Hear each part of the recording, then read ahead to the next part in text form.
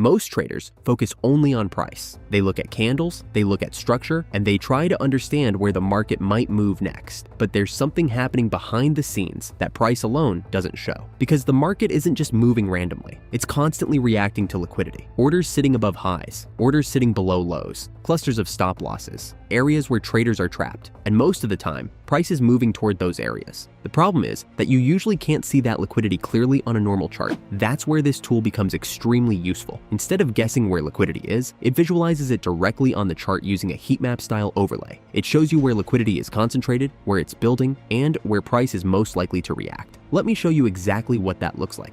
Open TradingView and load any chart. I'm using the 15-minute time frame here, but this works across all markets: forex, crypto, stocks, and commodities. Once the tool is added, you'll immediately notice colored zones appearing across the chart. These zones look like a heat map layered behind price. Some areas are brighter and more intense. Other areas are lighter or barely visible. These colors represent liquidity concentration. The brighter the color, the more liquidity is likely sitting at that price level. The weaker the color, the less liquidity there is. Now look closely at how these zones behave. You'll often notice that strong clusters appear above recent highs and below recent lows. This is because traders tend to place stop losses and orders around these areas. For example, above a previous high, you'll often find buy stops. Below a previous low, you'll often find sell stops. These clusters create targets for price. Because when price reaches those levels, liquidity gets triggered, and that often leads to strong reactions. You may also notice that some zones remain on the chart longer than others. These are areas where liquidity continues to build over time. The longer a liquidity zone stays untouched, the more important it can become, because more traders are likely placing orders around that level. When price finally reaches it, the reaction can be strong. Another important observation is how price behaves when it reaches these zones. Sometimes price moves into a strong liquidity area and immediately reverses. Other times, price breaks through the zone and continues moving.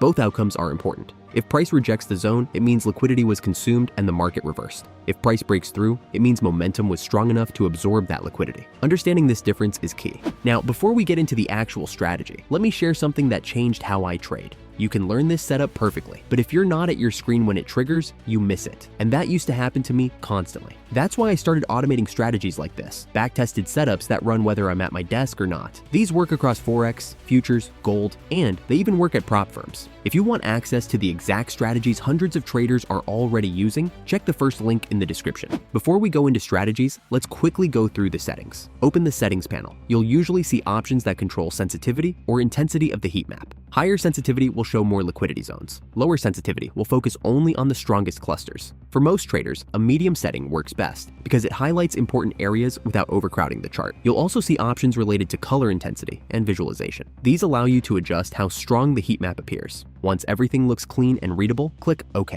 Now let's look at how traders use this. Long setup. First, identify a strong liquidity zone below the current price. This usually appears as a bright cluster under recent lows. Now watch how price approaches that zone. If price moves into the liquidity area and then quickly rejects it with bullish candles, that suggests sellers were trapped and buyers took control. This type of move is often called a liquidity sweep. A common entry is the first strong bullish candle after the rejection. Stops are typically placed below the liquidity zone. Targets can be previous highs or the next liquidity cluster above. Short setup. Now reverse the logic. Look for a strong liquidity zone above the current price. This is usually where stop orders are clustered above highs. If price moves into that zone and then quickly rejects it with bearish candles, that suggests buyers were trapped. A short position can be taken after confirmation. Stops go above the liquidity zone. Targets can be previous lows or the next liquidity cluster below. If you're a serious trader trying to get funded, you need more than a single tool. You need a full toolkit consisting of elite algos that catch the best moves while avoiding losses in sideways markets. Proven strategies across multiple markets, whether forex, gold, or futures, with a risk management built in, and fully automated systems so you can trade without being at the screen all day.